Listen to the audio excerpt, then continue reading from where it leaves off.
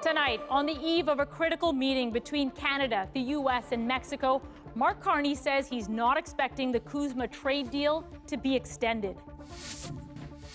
I wouldn't expect any drama tomorrow. I'm not looking for my pen. What we're learning about the crucial negotiations and what could happen next.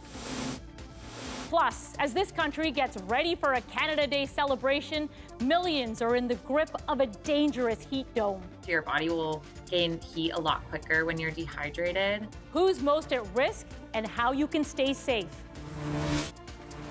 And excitement for a historic match with some divided allegiances among fans. It's a pretty special feeling because it's a game between the two countries I love. Sizing up Canada's World Cup chances against Morocco. From CBC News, this is The National with Christine Barak. Thank you for joining us. Adrian is on assignment for Canada Day. And as the country prepares for celebrations, it's also the eve of a crucial review with huge implications for trade in North America for years to come. Canada and Mexico want to extend the CUSMA deal for another 16 years. But a source tells CBC News the U.S. is expected to say that it does not want to renew the deal. That would trigger a new phase of negotiations. And after months of tension with the Trump administration, there's a list of trade irritants to sort through. Ashley Burke now with what happens next. We're expecting, a constructive exchange. The Prime Minister setting expectations low, saying he doesn't think the U.S. will suddenly agree to sign a renewal of North America's free trade deal. I wouldn't expect any drama tomorrow. I'm not looking for my pen. Canada, Mexico, and the U.S. are meeting virtually on Wednesday to talk about CUSMA's future. Carney wants to renew the pact for 16 years. Entonces, yo, por ejemplo, ya firme.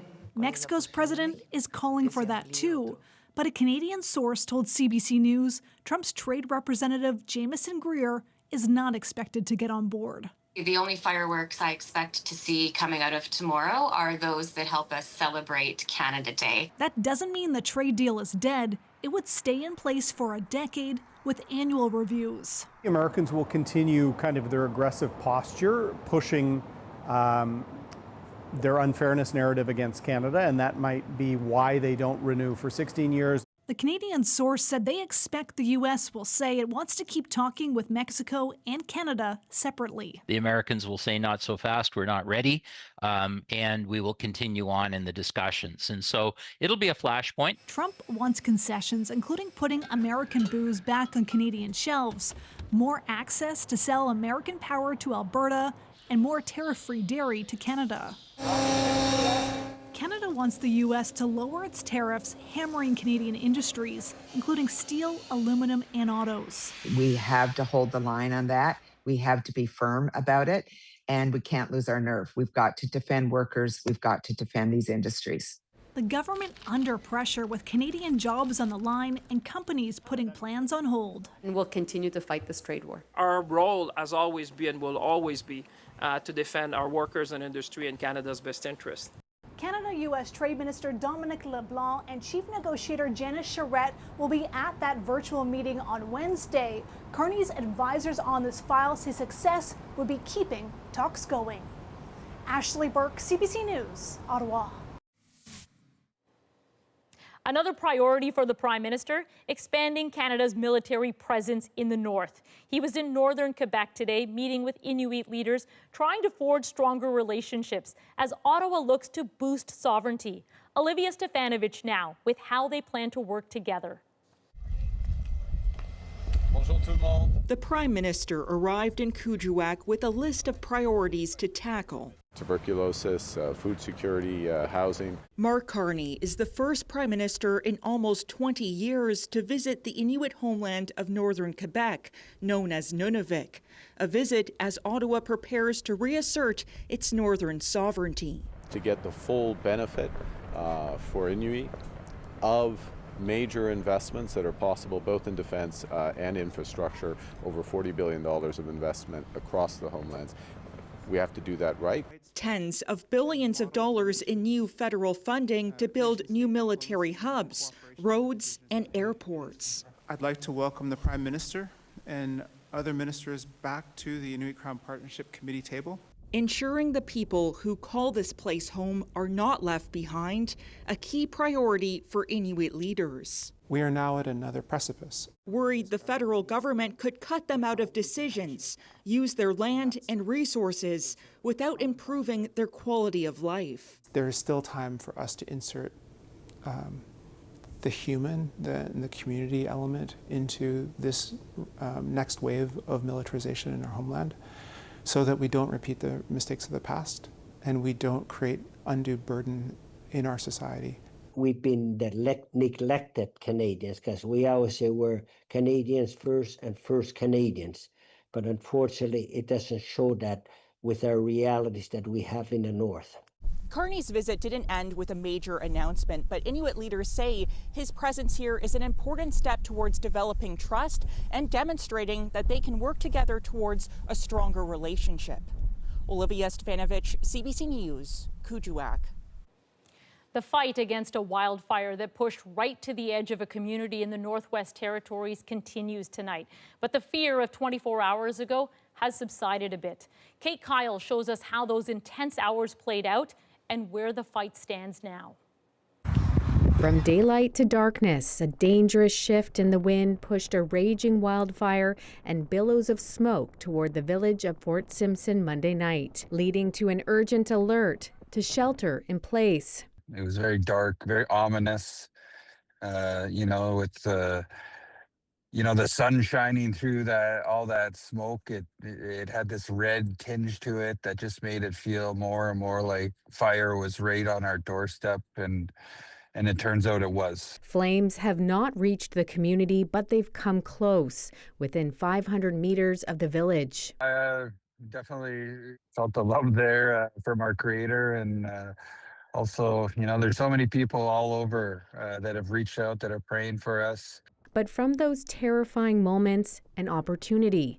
The fire pushed in close enough to give crews new access. We had a bit of a break in fire behavior and weather, backed by a lot of work done in preparation for entering fire into the community. We're able to access that fire and actually work on the ground today. Wildfire crews are also fighting fires along Highway 1 connecting Fort Simpson to Wrigley. That community is also under evacuation order. But the way out by road goes past Fort Simpson, which meant some of the 130 residents who left by vehicle were forced to turn around. And getting an update like that. All this has evacuees far from home anxious. It's hard. It's really hard. It's unpredictable, right? Like the wind could change, and it's just thinking about those things. Wildfire crews are expecting cooler temperatures and even rain over the next few days, making it safer to fight the fire. Kate Kyle, CBC News, Yellowknife. A firefight is also underway in Labrador, where a state of emergency is in effect for some. Multiple wildfires are burning around Labrador City. The Premier says about 120 people have evacuated the area. Officials say they have been making some progress with water bombers. A major cleanup is now happening in Winnipeg after a line of storms and possibly a small tornado hit the city Monday night. My wife was yelling at me, "Get away from the window," and hit the floor. This home was partially collapsed in the wild weather that struck just before 10 p.m., while others lost shingles, saw fences collapse, and trees uprooted. Experts are still working to assess the damage and the strength of the winds. Southwest of the city, people are dealing with flooding after heavy rains last night and today. They created flash floods, power outages, and forced the closure of some highways. Heat warnings are in effect for parts of Ontario and Quebec tonight, with hot weather and humidity expected to last for days. For most, it's the first major heat event of the year. Anand Ram shows us the risks when staying cool is a struggle. During a heat wave, these buildings can cook. They were designed for winter to keep the heat inside. So now we have a totally different environment. Some units don't have air conditioning, like Fariza Sultani's, and she's seen the heat sneak up on others too. Some people, they don't know how is the heat problems, you know. Suddenly they faint, they're struggling. The heat dome is currently parked over the eastern half of the United States, parts of southern Ontario and Quebec, with temperatures expected to sit in the mid to high 30s until the end of the week, the humidity making it all feel worse. I think I'm going to enjoy it, but I'm going to keep going back into the air conditioning. And for those who don't have AC, fans can help if it's not too hot indoors. If the air temperature is higher than body temperature, a fan will just create a convection oven and you'll just heat up a lot faster, especially in older adults. Also at risk, the unhoused, people with health conditions, and kids too. Experts say pay attention to the warning signs of dizziness and nausea. I think the other piece that we often don't realize is there's a lot of medications that a lot of us are on. Each of those can either change the way we sense and adjust to heat in our bodies or make us more susceptible.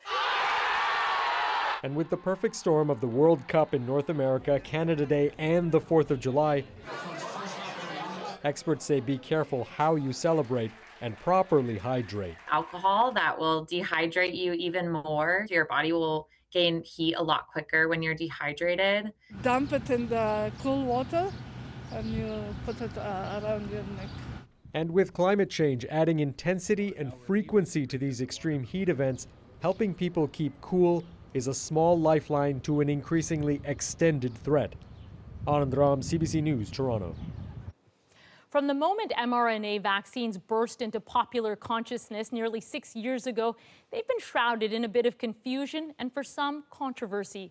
But new evidence suggests the technology may be one of the most significant public health advances of the 21st century. Several years and billions of doses later, an extensive review of mRNA vaccines is out. It weighs their safety, effectiveness, and the public's trust in them. The question they're really asking is around the safety of the vaccine and how do we know that they're safe? The review, published in The Lancet, looked at all clinical trials, real-world data, research, and case reports from January 2020 through to December 2025. One core finding, the vaccine is much safer than the infection. While heart inflammation is a rare vaccine side effect, catching COVID put people at a far higher risk for those exact same heart issues. Ultimately, the protection heavily outweighed the risks. I think it's really important for people to understand that the basic technology is safe and effective when it comes to vaccines. The scope was more extensive than we typically see. But scientists say people may be rightfully confused about the issue. mRNA vaccines don't perform well. Some say the real fight was likely over freedom of choice. It was this association of vaccines with being forced to be vaccinated rather than an inherent issue with the vaccine itself that led to, I think, a lot of pushback. The review also reminds us that mRNA vaccines don't linger in the body. They deliver a quick set of genetic instructions, offering your immune system a preview of the virus before disappearing. Long before the pandemic, mRNA technology was being developed to attack cancer cells. The logic behind it is if our immune system knows that there are cancer cells and attack them, the chances of a relapse or the cancer coming back would be much lower. With clinical trials now underway for several major cancers, the hope is a proven track record will build trust. The number of dead from those back-to-back earthquakes in Venezuela is now approaching 2,000 people. Officials say the only reported survivor pulled from the rubble Tuesday was a toddler. The child was found alive after being trapped for 6 days. Rescue crews monitored his condition using thermal imaging. Over 10,000 people were injured from the quakes, and tens of thousands remain missing. There is relief tonight for many in the U.S. after the country's Supreme Court struck down Donald Trump's attempt to end birthright citizenship. As Peter Armstrong tells us, the court ruled Trump's executive order violated the Constitution. In a divided country, it was one of the most divisive questions facing the U.S. Supreme Court. Is everyone born here an American citizen? This decision reaffirms one of the fundamental pillars of American life, that all of us who are born on American soil are citizens alike. The court ruled 6-3 against upending a century's worth of legal precedent and constitutional amendments, and in doing so, rebuffed a signature Trump policy. The Supreme Court upheld birthright citizenship, which is too bad for our country, but we can easily make it up in Congress through legislation, said Trump in a social media post today. Birthright citizenship has been guaranteed by the 14th Amendment to the Constitution for more than 150 years. Birthright, that's a big one. In an executive order Trump issued on the first day of his second term, he promised to restrict that right, calling it a scam. It's ridiculous. We're the only country in the world that does this with birthright, as you know. In fact, more than 36 countries, including Canada, have birthright citizenship. Trump was so invested in the case that he attended oral arguments in person, watching as a court chock full of his appointees heard the case. The defeat all the more deflating for Republicans. What's your reaction to that, Mr. Speaker? Well, this is real time. I need to read the opinion, okay? And yet, Republicans have vowed to push ahead with plans to limit who can access citizenship. But I guarantee you, we have not seen the end of challenges to the immigration system under this administration. Nowhere close. So the debate is far from finished. But Trump knows presidents have an easier time getting things done at the beginning of their terms than they do at the end. And with the midterm elections now looming this fall, he also knows the clock is ticking. Peter Armstrong, CBC News, Washington.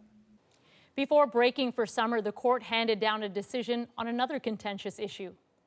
The justices upheld state laws that ban transgender athletes from competing in girls' and women's sports. In a 6-3 decision, they ruled against several trans students who challenged their respective state bans. The court held that designating sports teams according to biological sex does not violate civil rights laws. This Saturday, Canada's men's soccer team is set for the biggest match in its history. It's a game between the two countries I love. My country of birth, Morocco, and the country that warmly welcomed me, which is Canada. The divided loyalties in Montreal next. A new memorial honors an old bond.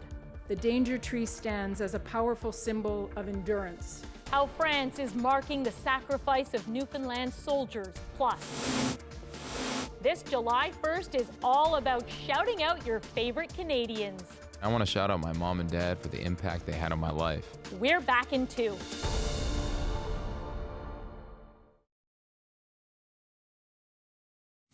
Defended by Simmons. Is this the dagger?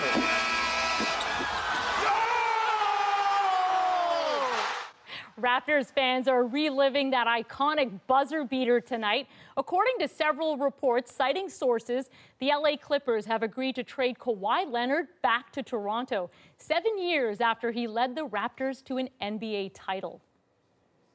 Canada will look to continue its historic run at the World Cup this weekend when they face off with Morocco in the round of 16. But as Sarah Levitt tells us, in Montreal, home to a large contingent of Moroccan Canadians, feelings are complicated.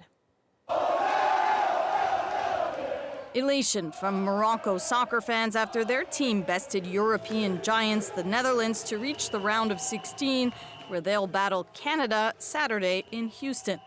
I'm so proud to be Canadian at this moment. Canada's, continues to prove that we belong on the world stage. Morocco came into the tournament ranked 7th, Canada 30th, and the teams have history. Both clashed in the 2022 World Cup group stage, with the Atlas Lions prevailing 2-1.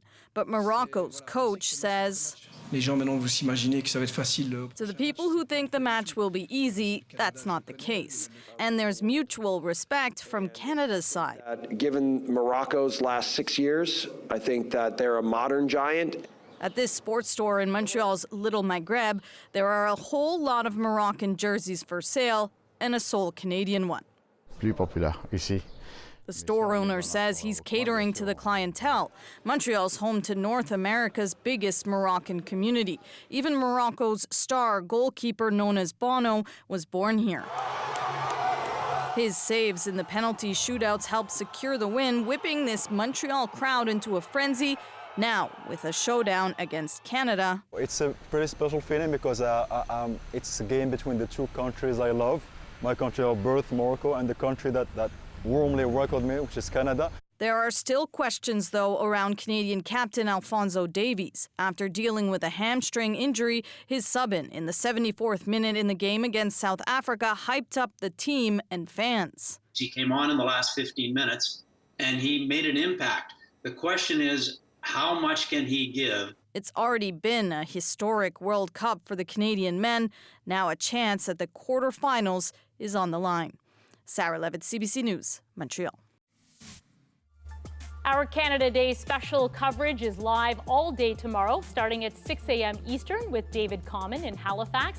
Adrian will be in Ottawa starting at 10 a.m. Eastern, plus back with you in the evening. You can join us everywhere you get CBC.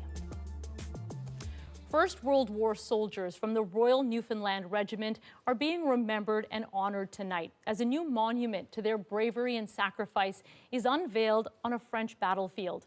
Carolyn Stokes brings us the story of the Danger Tree. Two scraggly branches, a skeleton of a tree. This new monument, made in St. John's, is now standing in a field in France, a memorial to the bloodiest battle in Newfoundland's history. It was unveiled at a ceremony Tuesday in Beaumont-Hamel, France, on the battlefield where hundreds of Newfoundland soldiers died July 1st, 1916. It was the first day of the Battle of the Somme, and for most of those who ran into German fire, it was the last. Approximately 800 Newfoundlanders, members of the Newfoundland Regiment, went over the top, and within 30 minutes of fighting, they suffered an 86% casualty rate. All the officers that advanced with the men were killed or wounded within the first 30 minutes, and so it was disastrous. The Danger Tree was a key marker in no man's land that day, a signpost of the danger. But the tree didn't last, nor did other replacements. The hope is this one will. This monument of the Danger Tree is built to last, to be here for generations to come, to tell the story of the sacrifice of the soldiers here 110 years ago. The replica tree is made of carbon fiber with rubber barbed wire at its base, created through a collaboration between Veterans Affairs Canada and Memorial University, an institution built to honor those who served and died. The Danger Tree stands as a powerful symbol of endurance, of remembrance, and of the living spirit that has sustained the Memorial University community for a century. We get to inform visitors. Margot Keenan is a student guide at the Beaumont-Hamel site.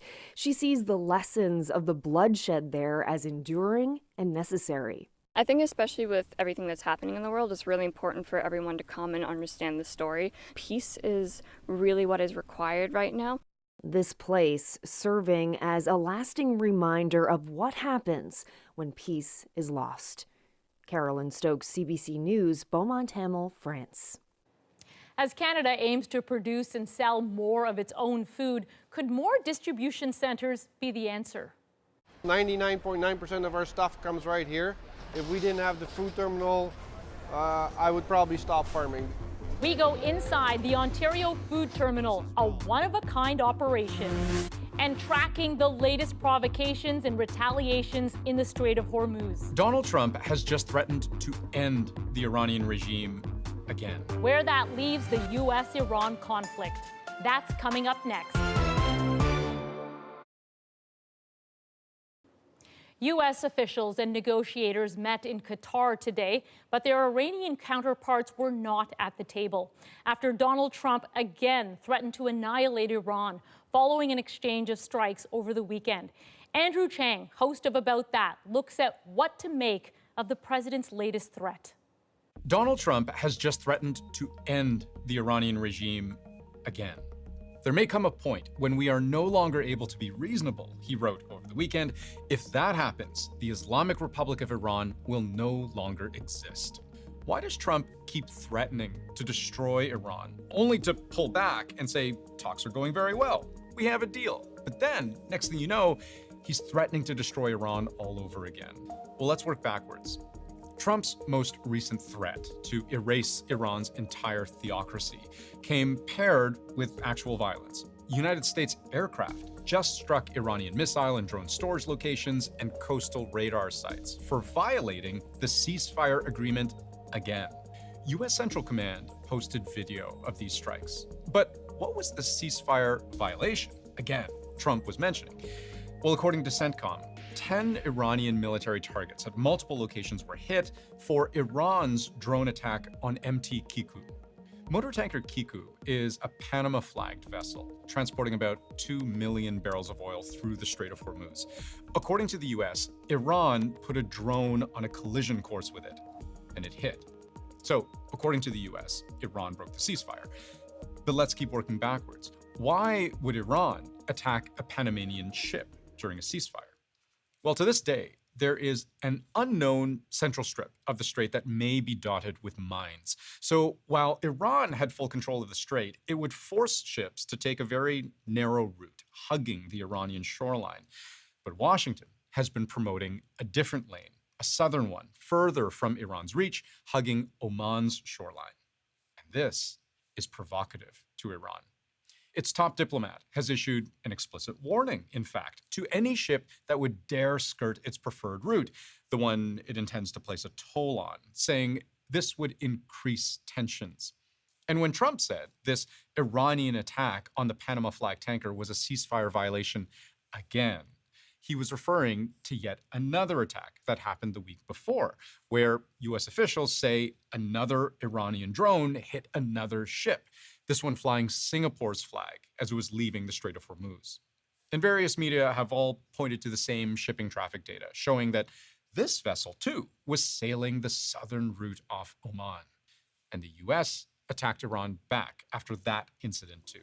This is the cycle of perceived provocations, attacks, retaliations, and the two countries flip-flopping between blaming the other and promising a new round of talks to smooth everything back out again, which is where things stand today. But the last time this death spiral hit rock bottom, when Trump last threatened to kill all Iranians, a whole civilization will die tonight, never to be brought back again, that was in April. And it wasn't rock bottom, because now we're almost July, and the cycle continues.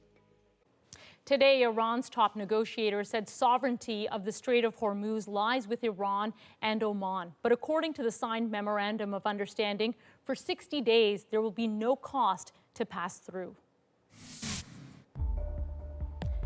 Coming up, 3 distinct Canadian businesses, one common goal, driving this country toward greater food independence. Have Canada have more control over its own food supply is what I hope will be my legacy project of my career. How they're all pivoting to try to achieve that next.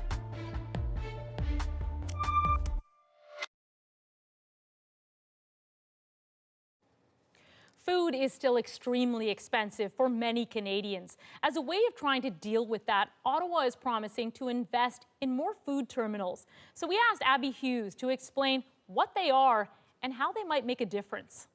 It's early morning at the Ontario Food Terminal. There's hundreds of farmers and sellers here with fresh fruits and vegetables, and thousands of grocery store owners, restaurant owners, and others are looking for the best of it.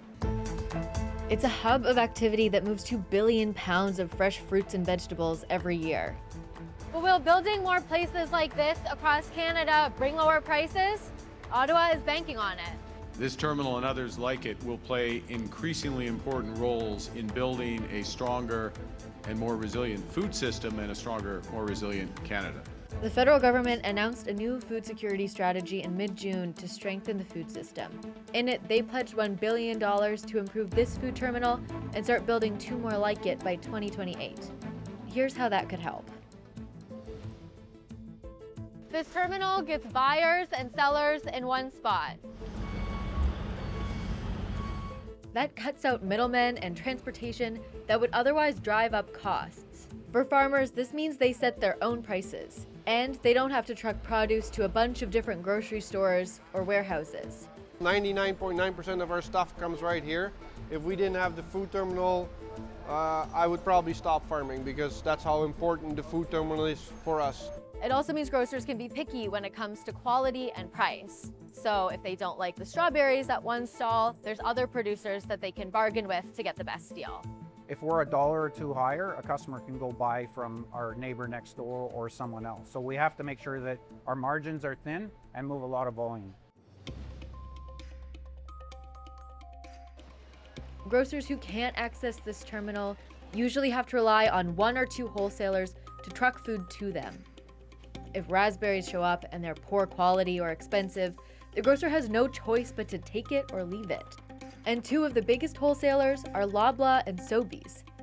That means the independent grocery stores are competing with the same companies that they buy their food from. And that limits their ability to offer low prices. This is the tomato we sell in our store. David Lamentio runs a single independent grocery store in Lindsay, Ontario. He buys his produce at the terminal, but for packaged food, he sometimes has no choice but to rely on his competitors due to consolidation in the industry. Because the Ontario Food Terminal is one of a kind in Canada, grocers from as far away as Manitoba and Atlantic provinces make the trek here. The fact that they're driving that distance, I think, supports the idea that more terminals in other places across Canada would be supported. With everyone meeting at the same terminal, there's lots of competition. And that means grocers can buy food at lower prices, which in turn they pass on to their customers. We're able to sell at the same price or lower than the chain stores, but offer them a superior quality product every day. Lamentio expects more terminals like this one could encourage more independent grocers to open up shop too. Experts agree that more competition would in theory moderate price increases, but the impact of terminals alone on price might not be significant. Because the big grocers have such bigger scale, all we're doing is closing the gap and making the choice of an independent grocer more viable. Hi there. Hi. Von Masso says food terminals, alongside other measures like increased food production in Canada, could help stabilize prices too. A bad growing season can send prices for a certain crop way up. In May, less planting and poor weather meant prices for tomatoes briefly shot up more than 40%. If we had more terminals, if we had more greenhouses, then this big hike we would have seen from tomatoes might not have been as big. So I think a big part of what it does is improves resilience rather than dramatically decreasing prices. It's also not an immediate solution. With work on future terminals only scheduled to begin in 2028, any changes on store shelves are still far on the horizon. Donald Trump's tariff war has proven costly to Canadians in so many ways, including food prices. But as Nick Purdon showed us back in the spring, Canadian manufacturers are trying to fight back and protect this country's economy by putting more domestic-made products on shelves. To have Canada have more control over its own food supply is what I hope will be my legacy project of my career. In the past, been so reliant on imports of various food items. This food independence, I think, is critical. I've never felt more proud to be Canadian. And so when I look at, doubling down on our business, why wouldn't I? President Trump threatening Canada with tariffs is almost an everyday occurrence. And the threats work because we're so dependent on the U.S. I mean, take food, for example. Almost 70% of our food and agricultural imports come from the States. But does it have to be that way? What would it take for Canada to be more self-reliant and stand up to Trump's whims? So you can see blocks of metal set up here. I love taking my son through the grocery store and saying, this was made at our factory in Brantford. That's fantastic. Meet Garnet Lasby, president of Massili North America, a company based in Brantford, Ontario that makes metal lids for food jars. More than 1 billion of them a year. It's important that Canada be able to feed itself, fuel itself, and defend itself. And those are not my words, those are the words of Prime Minister Carney. And we're contributing to Canada's ability to continue to feed itself. Garnet believes food storage is key to independence. If you don't have a cap, but you have a jar and you have tomatoes, you have a lot of rotten tomatoes. The same is true with cans. If you have tomatoes and no cans, 2 weeks later, You no longer have much that's worth anything. And here's the thing. We use billions of cans in Canada for the food industry, but almost all of them come from the U.S. Lots of Canadian agricultural products wind up in cans. We'd like those cans to be made in Canada and then sold on Canadian retail shelves. In anticipation of bringing the can production online For Garnett, the Buy Canada movement is part of the business case for his company to spend $85 million to start making cans here. You can see this is all just pieces of the process. We need coating rolls to go in the machines. These are all... He admits it would have been easier just to keep making lids. This is not the path of least resistance. We're pivoting into a different product so that we can support the Canadian agri-food industry. Okay, I mean, that's more construction, but I guess if you're going to do the other side for the coil line. Garnett meets with the team in charge of designing the new production lines to make cans. And he pushes them to be ready for this year's harvest. We need to keep in mind the timing to be able to catch the season. Like 100% of the cans have to be made and ready to ship by September. Otherwise, you miss the season. Yes. So, clock's ticking, right? Yes. Okay. As long as you only keep, Masili wants to profit from making cans in Canada, sure, but for Garnett, there's more, especially now as Canada tries to be more independent. I didn't either, actually. We are investing in the equipment to be able to use Canadian steel for these Canadian cans, as opposed to imported steel. And that, to me, is very important, because if I'm using anything other than Canadian steel, it's a spear in my heart, and we need to use that steel for the products that we need, and contributing to the fact that we control our ability to feed ourselves as a nation. Of course, a nation needs not only cans of food to feed itself, but fresh fruits and vegetables. And that's what we import the most. And the top of that list are leafy greens. 90% of the lettuces we eat in Canada come from south of the border. Here's someone who's trying to change that. You can see as you look down, each and every day the plants get bigger and bigger because they're working towards growing to the exit at the very far end. Andy O'Brien is CEO of Goodleaf, the largest vertical farming company in the country. Since Trump got elected, their business has taken off. They can't keep up with demand. I've never seen the pro-Canadian sentiment the way I've seen it over the last year. It's almost like you walked into the grocery store and every category that had a Canadian brand was empty, including ours. Our sales went up 4 times overnight, and it hasn't stopped. Even so, Goodleaf only has about 10% of the Canadian market, but they're betting they can get more. The company is investing $52 million to double production at their farms across the country. This is our germination room here, where it was almost like a sauna, where they go in there for 2 days, where they literally germinate before they go into our actual grow room. The name of the game in vertical farming is to control every step of the growing process. We control all the light, we control the air, and we control the water. Even if you look up, you can see that some of the benches are dark because our plants are sleeping right now. We're still, on the scale of things, relatively small, but I do see over time that continuing to increase, and that will help us today and continue to grow us into the future and allow us to be way more independent. Why does that matter? Because you can control your own destiny. You don't have to rely on external factors, whether it be political, whether it be financial. You know, if you're inside the 4 borders of Canada, you can control your own destiny. I think that's really important to companies, and it's really important to Canadians. No matter what's happening outside, in here they grow 11 billion plants a year. So Nick, here you have it. This is our crisp lettuce, which has spent 15 days in our grow room.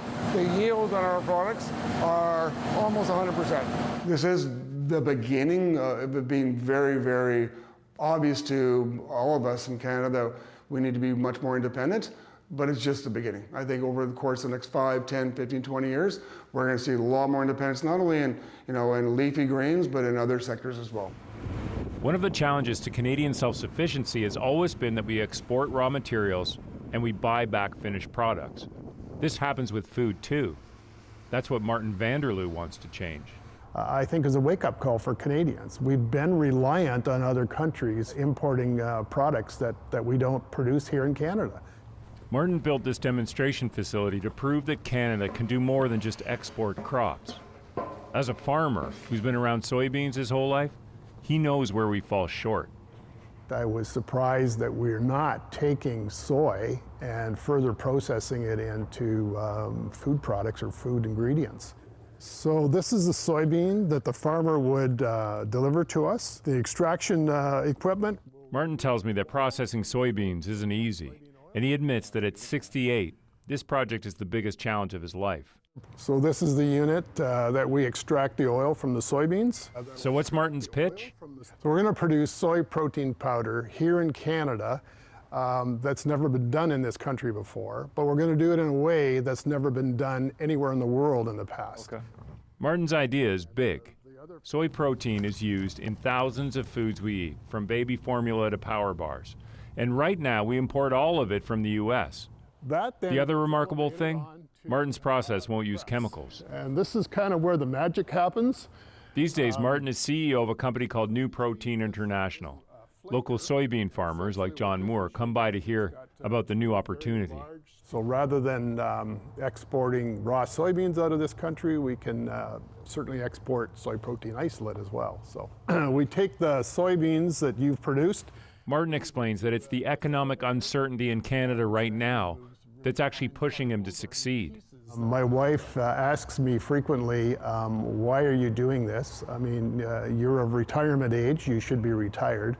For me, it's just an opportunity that shouldn't be lost, and I'll do what I can to make it happen here in Canada. So we take the split beans and we heat them. It's striking. These three companies aren't cowering. Each of them is making a bet on the future. What if we don't do this? What if we don't do things like this in this country right now? I think we leave ourselves exposed to a continued hollowing out of our economy. I think we need to use the natural resources that we've been gifted with to make the products that we require here in Canada for the stability of the future of our economy and for the young folks like my son who need jobs in Canada. If we don't do that, I think we expose future generations to enormous risk that those jobs just won't be there. And at some point, the food that we need may not be there either. This Canada Day, we're asking, tell us about a Canadian who has changed your life. I want to shout out Hudson Williams. Hudson, I have watched Heated Rivalry 6 times through. I feel like I know you, I don't. See who else is getting a shout out coming up next.